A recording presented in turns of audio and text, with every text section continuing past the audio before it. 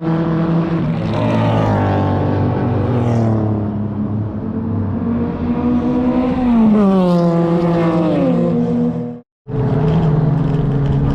the race just started about 4 or 5 laps ago. Drew's in the car. He's been on comms quite a bit, saying the car's great, track's grippy. There's a chance of rain probably next half hour, but he's going to be in the car for another hour 20, and I hop in and get racing.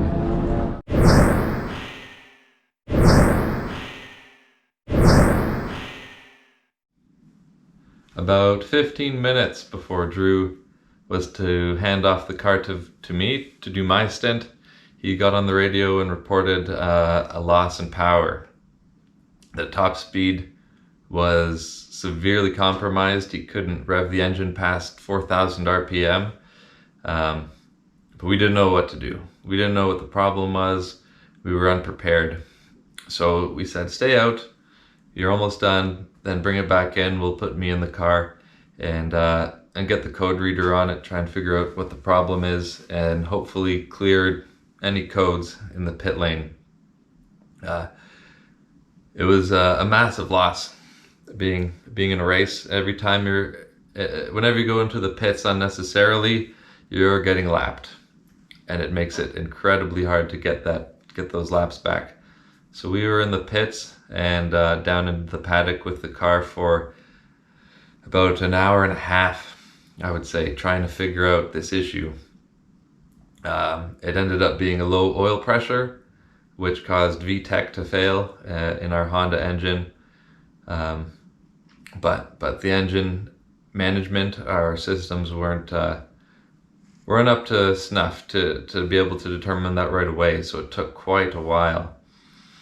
Eventually the power did come back. We were running full strength, but we were from first or second place at that time down to fourth or fifth. We were roughly 30 laps from the next car ahead of us. So we had time to make up. I drove my stint, did what I could as the boys were still in the pits trying to figure out the issue, figure out the best way to get around it. Alex was able to wire up the engine a little bit differently so we could bypass VTEC, but the issue was still there. We just bypassed it. Luckily, the boys from the other team with their Acura RSX similar engine, Limp Mode Racing, they were a lifesaver. So big thank you to Limp Mode Racing. They really helped us out. And that is what this grassroots racing is all about, just helping each other. We're against each other in the race, but we all want to see each other have fun and make it to the end. So again, big thank you to them. So yeah, back to the race. I did my stint and then handed off to Rian, who drove like a madman, just absolutely crazy, passing everyone. He made up about 20 laps in 2 hours. But as you'll see, it wasn't enough for us to get third.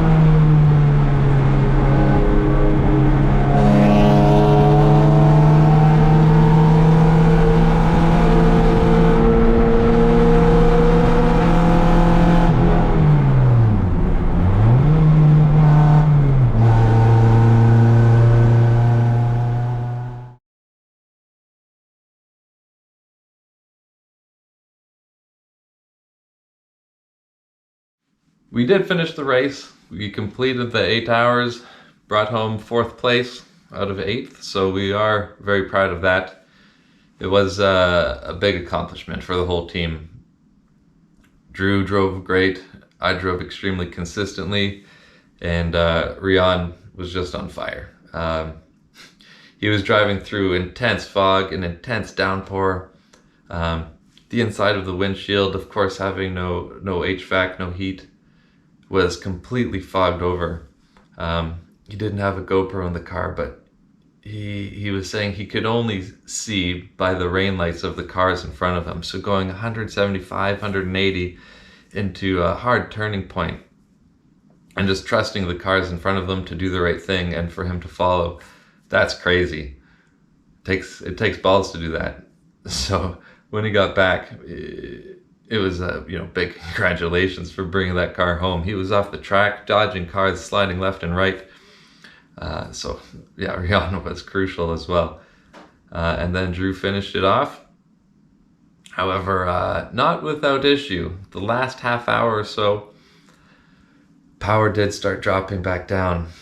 And that would give our engine failure that happened Sunday. But everyone did great. The whole team, we really came together, fought through adversity, and finished the race. So it was fun, and I can't wait to do it again. We have some big news in store for the car, especially seeing how we need a new engine.